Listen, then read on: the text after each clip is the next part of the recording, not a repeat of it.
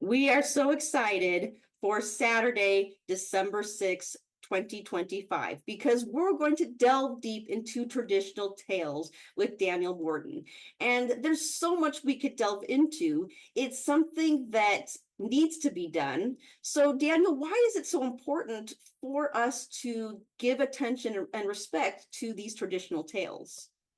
Well, whenever I tell an old story, a traditional tale, I feel like I'm a link in a great game of Chinese whispers, is what we call it in the UK. Someone whispers in someone's ear, who whispers in the next person's ear, who whispers in the next person's ear, until at last the words have made their way around the circle and have subtly changed.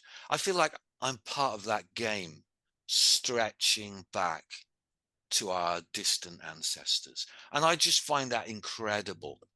The idea that we're part of an ongoing conversation and that the stories that I am telling are a way that our ancestors used to process experience. And I feel like they've got so much to offer us now. Plus, when we tell an old story, we're doing what our ancestors did all those centuries ago.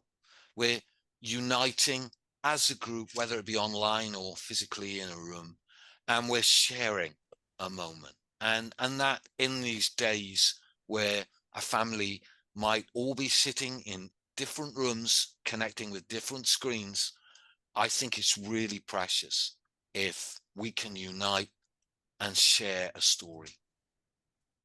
And that's just beautifully shared. And you've actually shared many things through the years. You've been in storytelling a very long time. You've written books. In fact, I noticed that one of your books is coming upon its 20-year anniversary, Dark Tales from the Woods. That's correct. So can you tell Yeah. me more about just your publishing? Because you're performing, but you Yeah. also have done things that way too. Tell us more, or even celebrate your 20-year anniversary coming up with that book.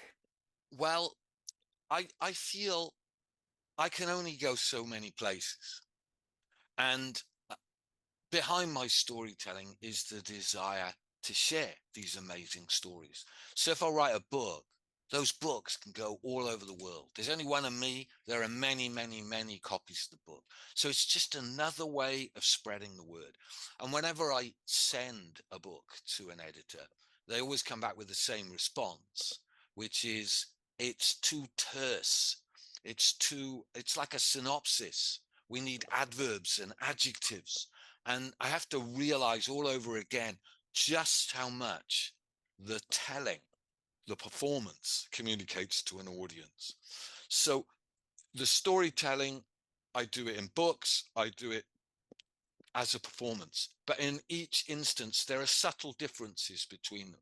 If you hear a story that I tell, you don't automatically realize how much is being communicated non-verbally. But then when you compare the written version of that same story with the version you've heard, you realize how rarely I describe in the stories when I'm performing them, and how I have to add that atmosphere through paragraphs of description in the written form. And well, I think what I want to say most of all is my son went through a wayward phase in his teens, and he was up at the skate park, and there was an older lad, and the older lad said, "Is your dad the storyteller?" And my son was like, "Oh, yes." And the older lad said, "He wrote the only book I ever read."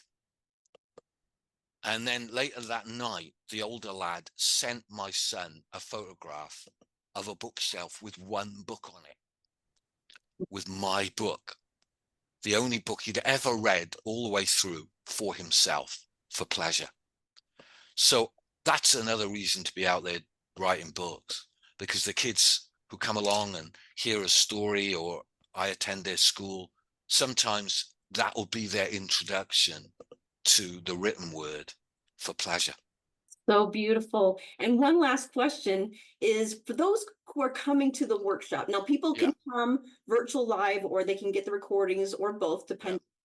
But it's important that they read the handout ahead of time. It's going to be sent a couple days before. Is there any instructions you'd like to give to those who are going to be attending? Yeah, thank you so much. Yeah, I want to put a lot into the hour and a half we're together.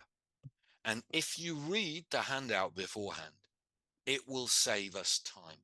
And that will buy you time to ask me questions at the end of the session. So the more prep you do, the more time you'll have to be able to ask me questions directly.